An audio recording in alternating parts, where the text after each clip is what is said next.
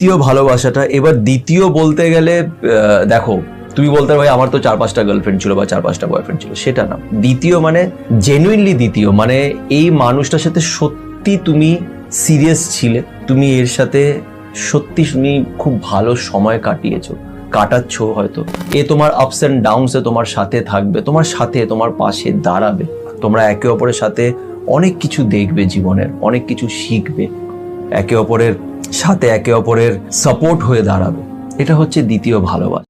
বেশিরভাগ লোক এইখানে এসেই তাদের রিলেশনশিপটা, মানে তারা একটা ডেস্টিনেশন পেয়ে যায় যে এটাই হচ্ছে আমার লাভ লাইফ, আর এর সাথেই আমি নিজের সারা জীবন কাটাবো। তাদের বিয়ে হয়ে যায় আর তারা শেষ অবধি একে অপরের সাথে থাকে। এটা হচ্ছে সেকেন্ড লাভ, জেনুইনলি যেটা তোমার সেকেন্ড লাভ। এর মাঝখানে তুমি অনেক হয়তো এর সাথে তোমার কারোর সাথে হয়তো অ্যাট্রাকশন হলো, অ্যাটাচমেন্ট হলো, ইনফ্ল্যাকচুয়েশনস হলো, এই জিনিসগুলো চলে, বাট সাধারণত সেকেন্ড রিলেশনশিপটা যেটা হয়, যেটা জেনুইন, তাদের সাথেই আমরা বিয়ে করি আর তাদের সাথেই আমাদের লাইফটা কাটে।